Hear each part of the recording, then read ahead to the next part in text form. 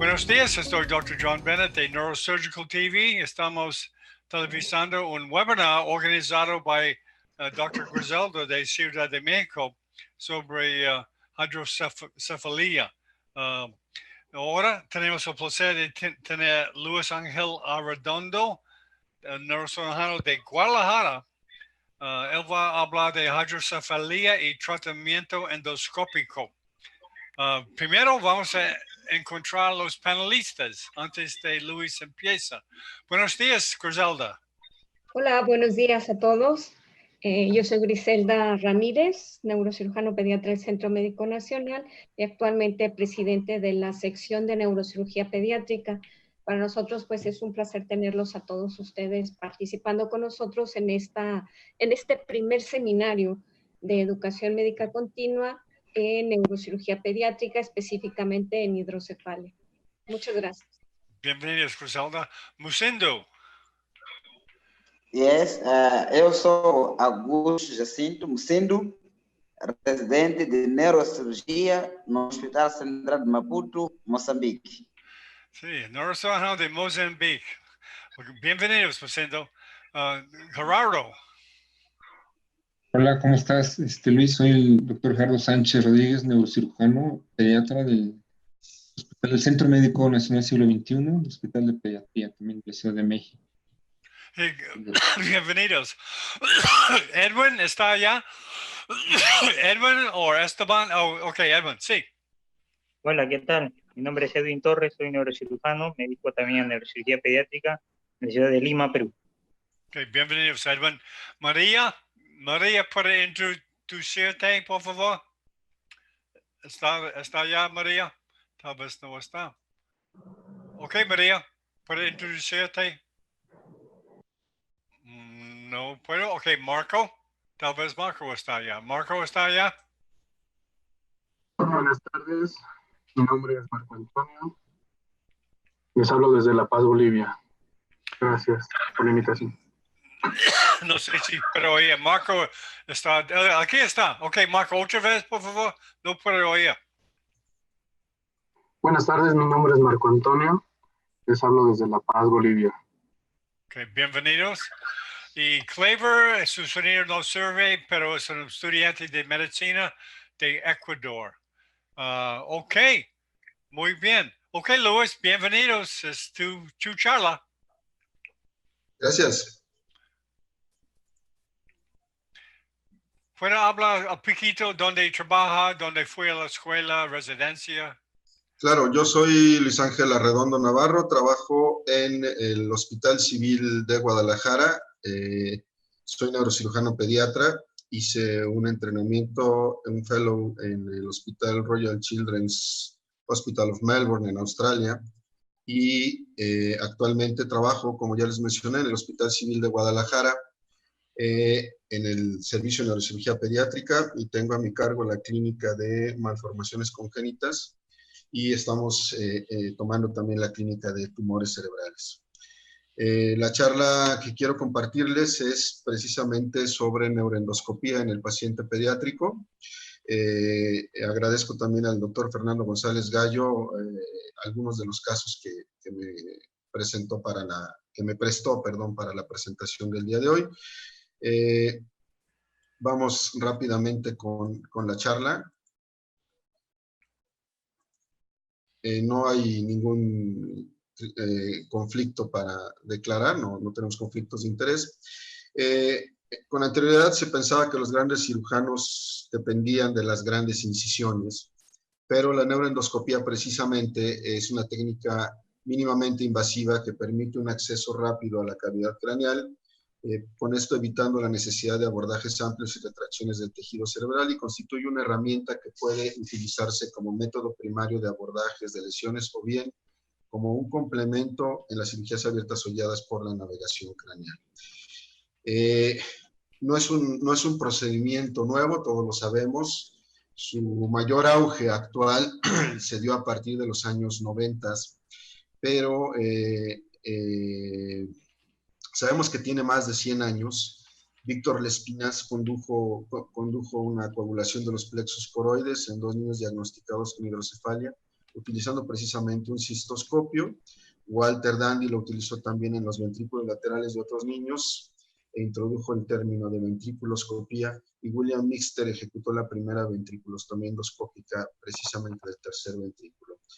Estos son los hitos precisamente de la historia de la neuroendoscopía en el tratamiento de la hidrocefalia. Bueno, nos retomamos otra vez hacia el 1910 con Lespinasse, con Walter Dandy, hacia 1923 con Mixter, en 1936 Scar también creó un hito en la neuroendoscopía. En los años 20 se describió la primera acueductoplastía por Walter Dandy. Y nos vamos hacia los años 50 en que empezaba a hacerse control de la hidrocefalia en los niños. Y estos son los gráficos precisamente de Walter Dandy, en donde utilizaba su cistoscopio para precisamente hacer su procedimiento quirúrgico. En los años 60 siguió el proceso y el desarrollo de la neuroendoscopía, pero no es sino que el auge principal empieza precisamente hacia los años 90, en donde la tercera ventriculostomía endoscópica tiene un éxito del 50% reportado por Jones, y más allá el advenimiento de técnicas modernas de mejoría en los instrumentos ópticos, en los instrumentos también con los que se hacen los procedimientos quirúrgicos a través del endoscopio, como todos los conocemos, los balones de Fogarty, las pinzas para endoscopía, la endoscopía rígida, la endoscopía flexible, y actualmente los procedimientos que se pueden hacer ya con la neuroendoscopía, donde podemos lograr procedimientos importantes como la acueductoplastía o bien las plastías de los forámenes de Monroe, los forámenes de Magendie, etc. Y podemos utilizar también instrumentos que nos pueden ayudar a guiar precisamente nuestro equipo de endoscopía, como pueden ser los sistemas de navegación, que son muy útiles, sobre todo en algunas patologías como los quistes aracnoideos o las hidrocefalias septadas. Como ya les comentaba, los instrumentos que se utilizan pueden ser rígidos o pueden ser instrumentos flexibles, con todas las adecuaciones que pueden tener cada uno de ellos. Las ventajas de la endoscopía rígida es una alta resolución de imagen, definición, color, la utilización de instrumentos varios. En un endoscopio flexible, sus ventajas es que puede ser dirigible hacia diferentes ángulos, y las desventajas precisamente de la endoscopía rígida es que no puede aplicarse, por ejemplo, en el espacio raquimedular, y la endoscopía flexible tiene pobre resolución de imagen, tiene una visión más estrecha, una mala transmisión de luz, aunque los equipos nuevos de la endoscopía flexible han mejorado precisamente estas deficiencias, pero yo en lo personal prefiero utilizar la endoscopía rígida que la endoscopía flexible.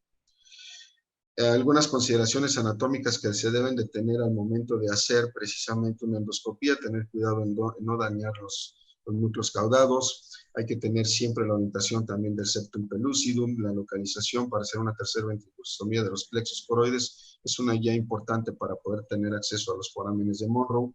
La posición del paciente es muy importante, y la localización del trépano que nosotros vamos a hacer, porque eso nos va a permitir tener un acceso más fácil y más ergonómico hacia la cavidad ventricular.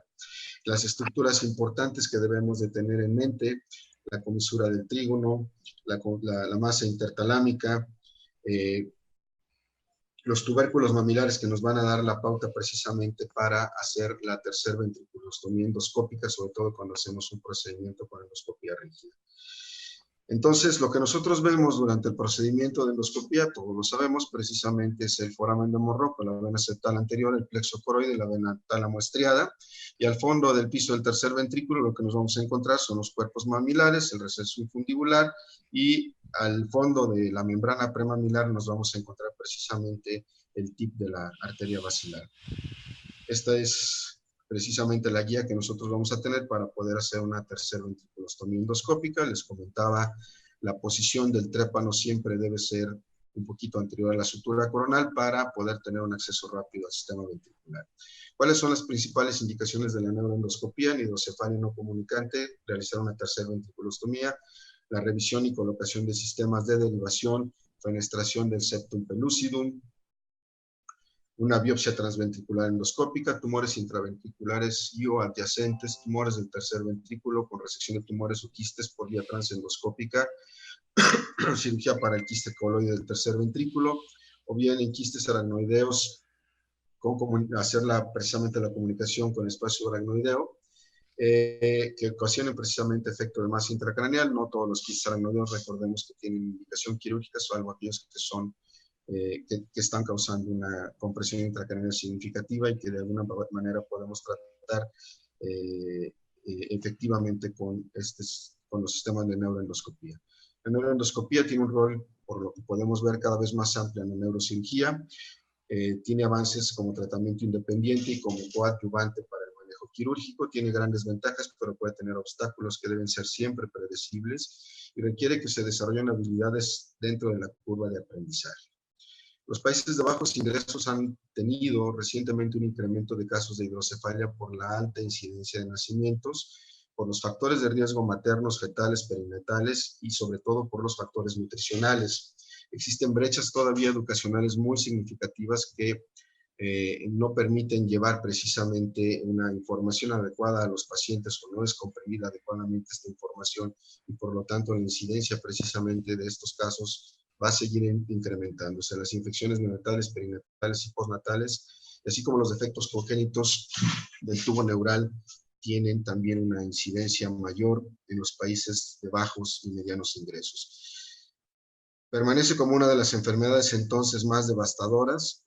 La incidencia de hidrocefalia congénita es de 0.2 a 0.8 por cada 1000 nacimientos vivos. Es un desafío en el tratamiento, sobre todo en aquellos casos que tienen hidrocefalia postinfecciosa, donde hay recursos limitados y donde existe un acceso restringido al manejo quirúrgico. Este artículo al que hago referencia precisamente es un artículo de Uganda, en donde ellos, por la dificultad del acceso quirúrgico o neuroquirúrgico que tienen los pacientes, han incrementado el uso de la neuroendoscopía como alternativa para intentar no poner sistemas de derivación permanentes en los pacientes y que con eso condicione también una morbilidad mayor para sus pacientes. Y tiene una casuística muy interesante y lo han utilizado incluso para casos de hidrocefalia postinfecciosa y poshemorrágica con resultados muy significativos, como lo veremos más adelante. La tercer ventriculostomía puede ser benéfica en casos de obstrucción del líquido cefalorraquídeo, es una alternativa de paso para el líquido cefalorraquídeo precisamente. No existen estudios que comparen de manera randomizada ambos procedimientos y que digan que uno es superior al otro. Y en algunas ocasiones la tercer ventriculostomía tiene una ventaja sobre los shunts en algunas patologías. Existe un aumento de interés en el uso combinado de tercer ventriculostomía con coagulación de plexo coroides, sobre todo en pacientes muy pequeños y sobre todo en aquellos que tienen malformaciones congénitas asociadas al mielo meningocele. La superioridad de la tercer ventriculostomía, si es exitosa, se resalta porque es un procedimiento de mínima invasión basado en la reabsorción del líquido cefalorraquídeo cuando el espacio subaracnoideo es patente y competente.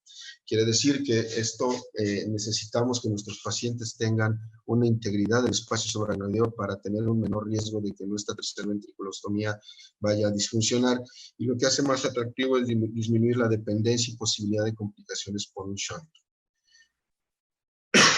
En los lactantes, el fracaso de la tercera ventriculostomía está relacionado precisamente con la edad, más común en lactantes. Se reporta más frecuentemente en los primeros meses después de la cirugía, aunque se han descrito casos tardíos. Es posible volver a hacer una tercera ventriculostomía, es válido intentar hacer una tercera ventriculostomía, y las indicaciones pueden ser absolutas. Es la primera opción quirúrgica con un buen índice de éxito, y las relativas, la expectativa de éxito es menor, y el consenso por ser la mejor técnica no es del todo seguro. ¿Cuáles son las indicaciones entonces para una tercera ventriculostomía endoscópica? La estenosis acueductal adquirida, los tumores del tercer ventrículo, fosa posterior y mesencéfalo, las anomalías congénitas, las hidrocefalias postinfecciosas y posthemorrágicas y algunas complicaciones derivadas precisamente de los shunts. La estenosis acueductal es una de las causas más comunes, puede ser congénita o adquirida. La tercera ventriculostomía es actualmente la primera y mejor opción de manejo. El éxito del procedimiento se relaciona a la causa del problema y a las características radiológicas, y la forma adquirida tiene un índice de éxito mayor que la causa congénita. La edad mayor es un factor positivo, como ya lo habíamos mencionado, sin importar la causa subyacente, perdón. La edad al momento del inicio de la hidrocefalia y al momento de la cirugía también es importante. Mientras mayor sea el paciente, cuando inicia su hidrocefalia y cuando tiene su cirugía, tiene una posibilidad mayor de éxito con la tercera ventriculostomía, y lógicamente en los adultos el éxito puede ser hasta de un 80%. En los tumores la incidencia es alta. Es útil en tumores del tercer ventrículo, de la región pineal y del mesencéfalo, porque permite la toma de biopsias. Aquí tenemos precisamente un ejemplo en donde es una paciente, un paciente femenino de 5 años de edad, que llegó con una hidrocefalia aguda, con una presentación abrupta, y se metió de urgencia a hacer un procedimiento endoscópico. La paciente tenía el tercer ventrículo invadido por un tumor.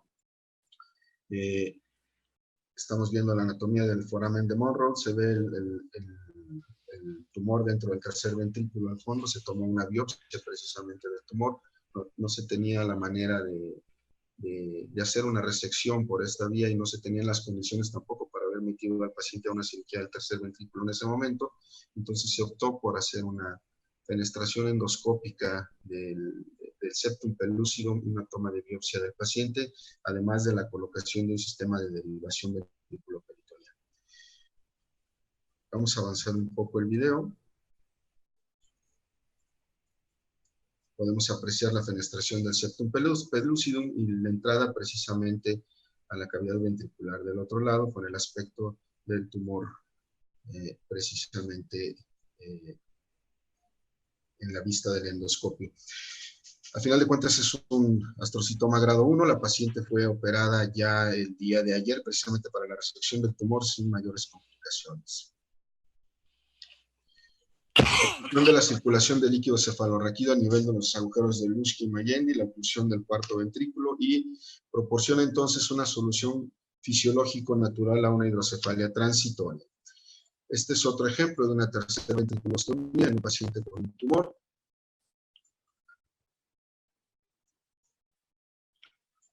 No sé qué piensan ustedes, pero a mí me da la impresión de que todo este puntillo se refiere a lesiones metastásicas a partir precisamente del tumor.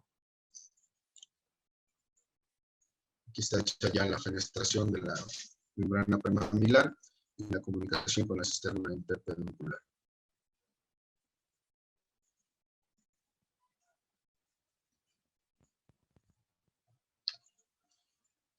Dentro de las anomalías congénitas, es multifactorial. La estenosis del acueducto de Silvio es la principal, la estenosis de los agujeros de salida del cuarto ventrículo, malformaciones cráneos-cervicales, alteraciones de las granulaciones aracnoideas, malformación de Dandy-Walker, malformaciones de Chiari 1 y 2, encefaloceles y craniosinostosis. En esta última, en lo personal, yo no he realizado endoscopía para pacientes con hidrocefalia asociada a craniosinostosis, pero está descrito que el resultado suele ser satisfactorio. La hidrocefalia posinfecciosa se refiere a obstrucción de la circulación y de la absorción de líquido cefalorraquídeo. En pacientes menores de 2 años el rango de éxito es menor al 50% y en menores de 6 meses todavía es aún menor. Su utilidad es, por lo tanto, incierta. Sin embargo, la descripción de un porcentaje de éxito del 50% lo hace entonces atractivo para países de bajos recursos, en donde la disponibilidad precisamente de un manejo neuroquirúrgico es compleja. Hay varios reportes de éxito. El que yo les comentaba, Mogumba reporta un éxito del 59% en menores de 1 año, y en aquellos que tienen obstrucción acueductal tienen un 70% de éxito. La hidrocefalia poshemorrágica es muy parecido a la hidrocefalia postinfecciosa, es obstructiva y por trastornos de absorción, minimiza el riesgo de infección el hecho de hacer una tercera ventriculostomía y acorta la permanencia de una derivación ventricular externa. Y en niños menores puede combinarse la tercera ventriculostomía endoscópica también con coagulación de los plexos toroides. Ha habido una modificación entonces del abordaje de la hidrocefalia en los últimos 29 años. A partir de los finales de los años 90 comenzaron los reportes de fallas y complicaciones de la neuroendoscopía. En los centros de concentración con personal entrenado, las complicaciones suelen ser entre el 2 y el 7%, y la selección del método quirúrgico apropiado, ya sea una colocación de un sistema permanente de shunt o una tercer ventriculostomía endoscópica para el manejo de hidrocefalia en pacientes pediátricos sigue siendo un tópico importante de debate. Sin embargo, la utilidad está aprobada. Nosotros podemos ver cómo puede disminuir el tamaño ventricular después de hacer una fenestración de la membrana premamilar a través de una tercera ventriculostomía. Y la utilidad en algunos otros casos, no solo para hacer tercera ventriculostomía, sino en algunas formas, otras formas de hidrocefalia, como por ejemplo este paciente con una hidrocefalia aceptada, en donde podemos utilizar o valernos precisamente de la neuroendoscopía para realizar la fenestración de los septos y la comunicación de las diferentes cavidades que existen para crear o intentar crear una sola cavidad, y que eso nos ayude a resolver el problema en las hidrocefalias multiseptadas, sobre todo asociadas a procesos infecciosos en aquellos pacientes que también tienen antecedentes de una hemorragia neonatal. Aquí vemos cómo se hace el procedimiento, los septos, todos lo hemos hecho.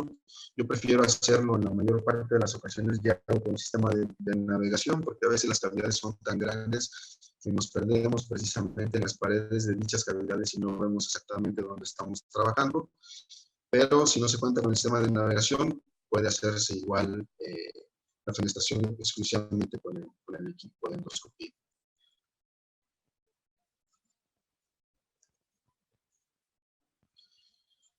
También es útil para la revisión y colocación incluso de los sistemas de derivación ventriculoperitoneal.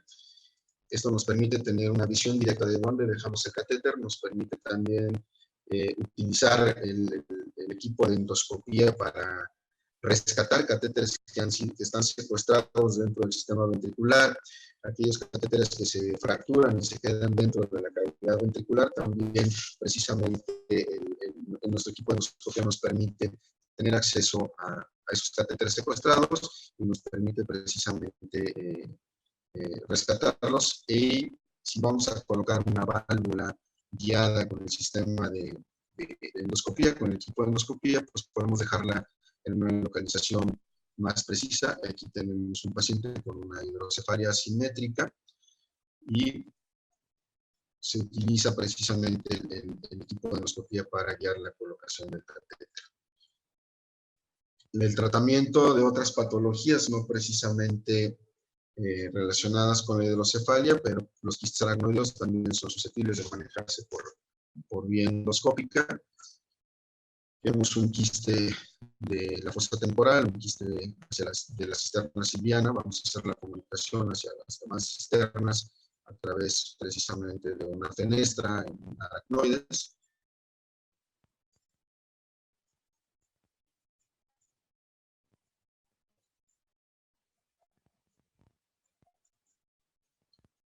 El balón de Fogarty nos es útil para ampliar nuestra ventana de nuestra fenestra, pues precisamente nuestra ventana que estamos creando para comunicar el quiste aracnoideo. Las biopsias, no solo la resolución de la hidrocefalia, es un paciente con un tumor de la región pineal, en donde el tratamiento endoscópico lo hacemos con una tercera ventriculostomía, y al mismo tiempo aprovechamos para tomar la biopsia del tumor, que en este caso resultó ser un germinoma. Ahora, las guías precisamente de manejo del germinoma nos hablan de que si el paciente en el preoperatorio tiene precisamente los marcadores tumorales que orienten a pensar que tiene un germinoma, incluso ya ni la biopsia o la biopsia ya puede que no sea necesaria en estos casos. Un paciente con un quiste del tercer ventrículo,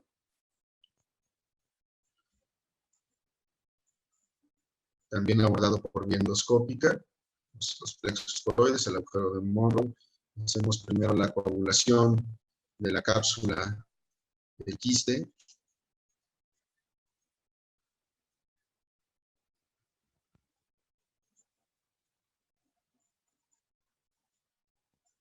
Y ampliamos precisamente la fenestración.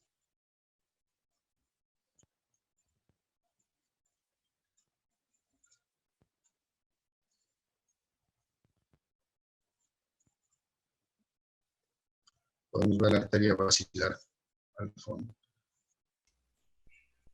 Muy bien. También es útil para el manejo de algunas patologías como la cisticercosis. Puede hacerse en casos de cisticercosis intraventricular. Esta es una cisticercosis del espacio aracnoideo. Quiero mostrarles el video.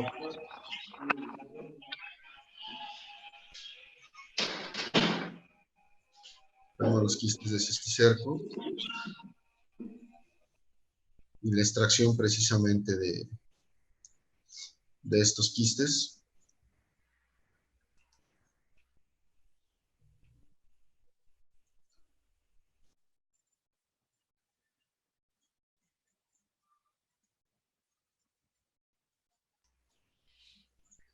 That's okay. Sometimes we lose the sound.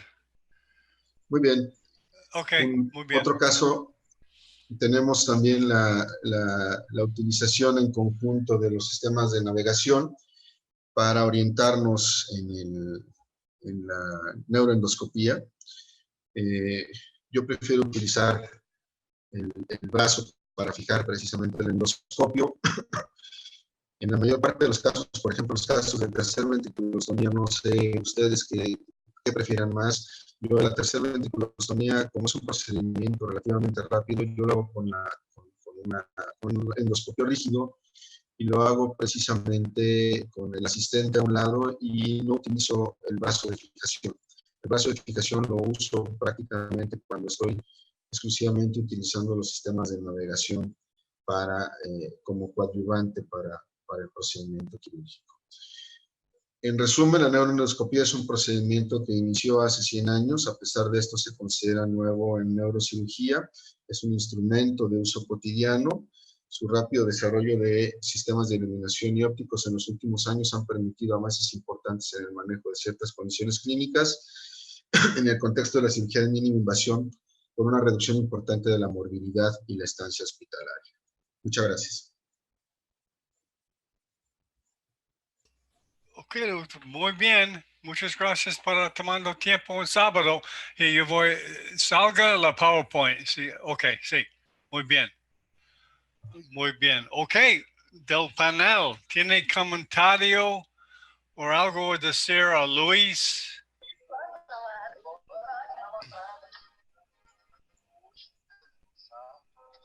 Hola, ¿me Take, escuchan? go ahead, Gerardo, go ahead. Sí, bueno, pues se me hizo muy interesante la plática, realmente muy completo todo, o sea, nos hace recordar toda la funcionalidad que tiene la endoscopía. Realmente quizá el problema que a veces tienen los servicios es de que se tiene cuenta con el recurso, pero a veces hay que echar a andar y trabajarlo, ¿no? Porque, pues bueno, como decía el doctor, o sea, es una buena herramienta para poderla utilizar principalmente, por ejemplo, en la mínima invasión, como las lesiones de la región pineal, que si nosotros ya a veces o tomamos de biopsia de otras áreas, que ya la craneotomía convencional es muy agresiva, con mucha morbilidad y mortalidad. Y aparte de la hidrocefalia, hay muchas, si nosotros le evitamos un sistema derivativo a un paciente, o sea, si nos hablamos de morbilidad, excelente, ¿no? O sea, tiene la menor movilidad posible y si hablamos de costos, pues más, ¿no? Entonces yo lo vi muy completo su trabajo, o sea, su plática, pues felicidades, yo la veo muy, realmente mucha solución de la hidrocefalia por medio de la endoscopía. Y además, resolvemos la hidrocefalia, tenemos un diagnóstico, ¿no? Tanto anatómico, histopatológico, con lo que es el endoscopio, ¿no? Como el caso de los quistes, podemos, de hecho, introducir o derivar los varios quistes aracnoideos e incluso explorar el espacio aracnoideo si realmente va a tener una buena circulación y esto ya poder tener un pronóstico funcional, poder recurrir o no. Y pues en las tomas de biopsia de la región pineal, pues más, ¿no? Incluso, bueno, a veces muchos servicios no tienen un buen patólogo o carecemos, a veces pensamos que es bueno, pero no en la totalidad, que nos dan otras, ¿cómo se llama? Otros diagnósticos histopatológicos y bueno, pues toma de biopsias directas con mayor áreas para poder tomar la biopsia, pues es una buena opción y aparte resolverla. Pues felicidades, Doug, y muy interesante su trabajo. Muchas gracias, doctor Gerardo. Yo quisiera, hay una pregunta aquí en el chat, no sé si ustedes tuvieron la oportunidad de apreciarlas. Clever Fernando pregunta si es útil la endoscopía en la hidranencefalia. Yo creo que más que pensar si es útil, yo creo que hay que pensar si es ético, a final de cuentas. Es una cuestión, un paciente con hidranencefalia es un paciente que tiene un índice de mortalidad muy, muy importante. Lo único que vamos a entrar es como meter el endoscopio en una vasija con agua, o sea, prácticamente no hay otra cosa. Los límites no tenemos una anatomía, entonces yo creo que no es útil. A final de cuentas, la hidranencefalia, digo, pensando que tenemos un poquito de tiempo, es una patología devastadora y al mismo tiempo también tiene una implicación ética muy importante. Yo me acuerdo que uno de mis maestros me decía, porque le preguntaron a él si era correcto ponerle válvula a un paciente con hidranencefalia. Y creo que mi maestro le contestó a la persona que le hacía la pregunta. Dice, bueno, ¿tú qué quieres? ¿Quieres un niño que sea completamente de custodia cabezón o que no esté cabezón? O sea, porque no va a cambiar el pronóstico funcional del paciente. Lo único que va a cambiar precisamente es el tamaño de la dimensión precisamente de la cabeza. No sé ustedes qué piensan en relación al manejo de la hidranencefalia.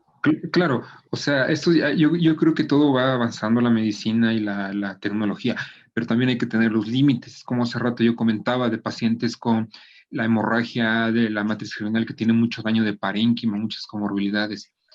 O sea, ok, se le pueden hacer muchas cosas, pero qué tanto es ético y más pensar no en la calidad de vida de los pacientes. O sea, realmente a veces con la tecnología queremos hacer más cosas de las... Y se pueden hacer, por supuesto que se pueden hacer, pero realmente uno debe de girar en la calidad de vida de los pacientes y todo esto lleva el contorno de la ética, ¿no? O sea, le voy a prolongar la vida a un paciente o... Pero ¿y eso qué? O sea, realmente la calidad de vida de un paciente realmente va a ser funcional, realmente va a ser feliz, no va a tener dolor. O sea, son muchos aspectos ahí, pero estoy de acuerdo con usted, o sea, en ese tipo de padecimiento, al menos mi criterio personal y mucha gran parte de mis servicios, ya no hacerle absolutamente, a veces hacerle nada, ¿no? Porque realmente no tiene ninguna, ¿cómo se llama? Médicamente o no tiene ningún caso. Incluso hasta si hablamos de forma administrativa, los costos se elevan por la atención o hacer procedimientos que realmente son inútiles. En mi opinión es, pues no, realmente no es útil y no tiene caso más que todo hacerle este procedimiento, como en otras patologías que tampoco se debe de hacer.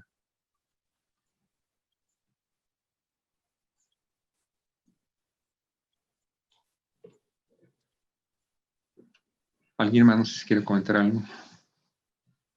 Yo quiero darle las gracias a Luis por participar con nosotros. Una excelente conferencia sobre las aplicaciones que tiene la endoscopía cerebral y que es muy versátil para realizar tanto el tratamiento en hidrocefalia, tratar de resolver algunas de las complicaciones de la misma, al igual de poder obtener tejidos para diagnóstico en algunos otros pacientes, como en el caso de los tumores cerebrales. Es muy interesante lo que comentan ahorita en cuanto al manejo de estos pacientes con hidranencefalia. En la actualidad, bueno, hace algunos años se tomaba el concepto de que estos pacientes había que operarlos para tratar de mejorar un poco la calidad de vida del paciente y del familiar, el cuidador principal. Sin embargo, bueno, con el advenimiento de los cuidados paliativos, esto nos ha ayudado también a un manejo más apropiado sin someterlos a los riesgos de una cirugía y a los riesgos de complicaciones principalmente infecciosas. Y también para dar el apoyo a la familia desde el punto de vista psicológico y tanatológico ante esta situación que viven con estos pacientes, que realmente tienen una sobrevida que es relativamente corta y que básicamente pues su mortalidad no se da con base a la hidranencefalia, sino con base a infecciones pulmonares por broncoaspiraciones. Entonces, esta es la parte más importante que se debe de retomar en este tipo de pacientes, donde sabemos que el pronóstico es malo a corto o mediano plazo.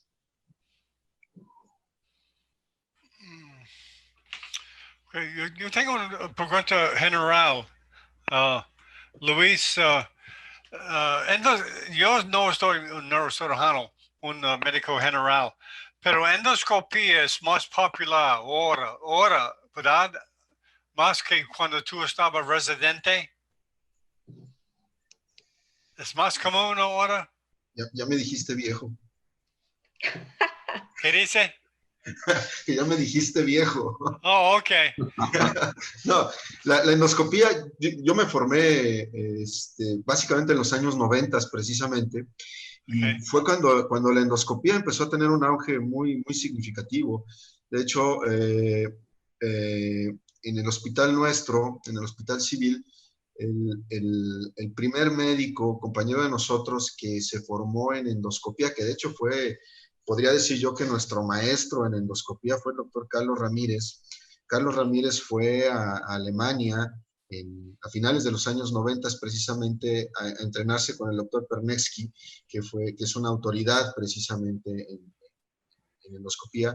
Y Carlos y el doctor Héctor Velázquez también se trajeron precisamente todo el conocimiento del doctor Pernetsky y lo aplicaron en los pacientes aquí de nosotros en Guadalajara. Estoy hablando de los años 90. Hay por ahí anécdotas de maestros nuestros que intentaron hacer endoscopía con otros instrumentos, y yo creo que, digo, si quiero remontarme a la historia de la endoscopía en nuestra ciudad, yo creo que a finales de los 80 fue cuando empezaron a tratar de hacer endoscopía con otros instrumentos, los maestros nuestros. Pero creo que los iniciadores de la endoscopía en Guadalajara son el doctor Carlos Ramírez, el doctor Héctor Velázquez Santana. Ellos fueron los que nos enseñaron a nosotros a utilizar el endoscopio. Y bueno, sí, como tú bien lo mencionas, es una técnica muy socorrida actualmente.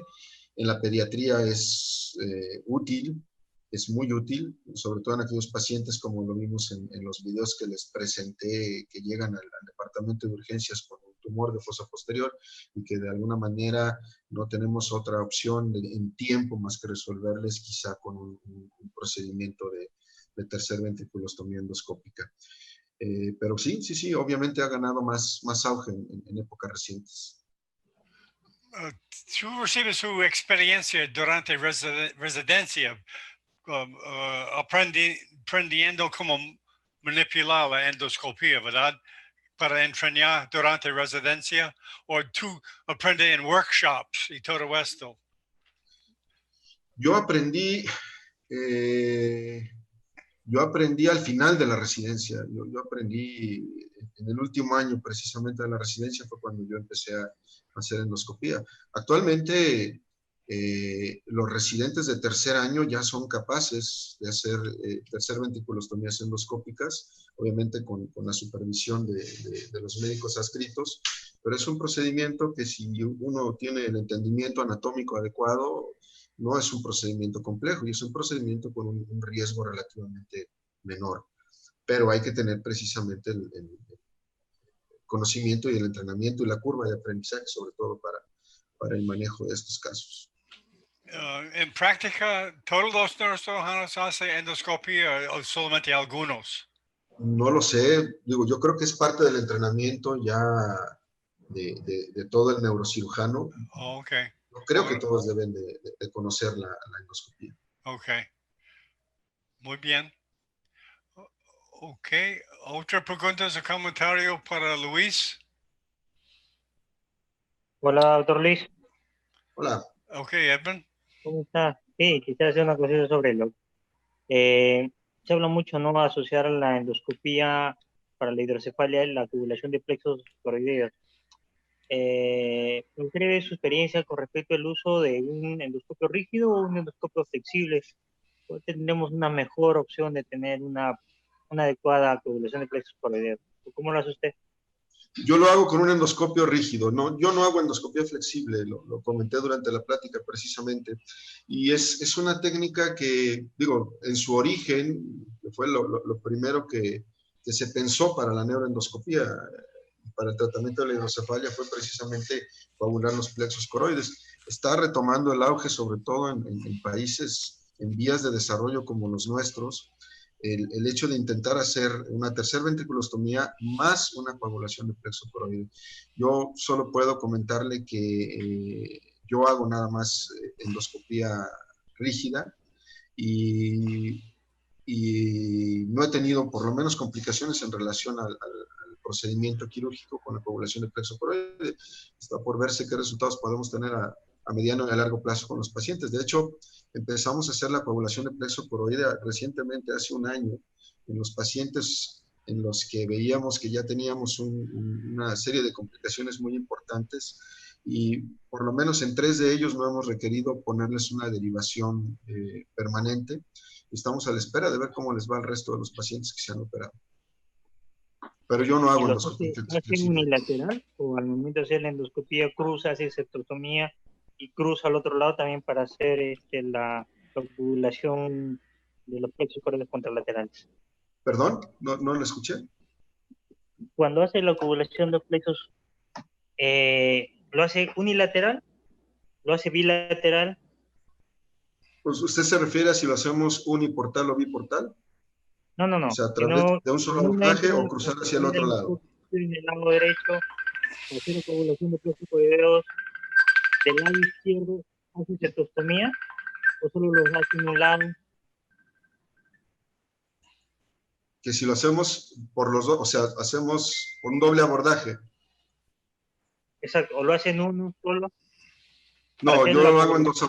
Yo lo hago en un doble abordaje. Un doble abordaje. Ah,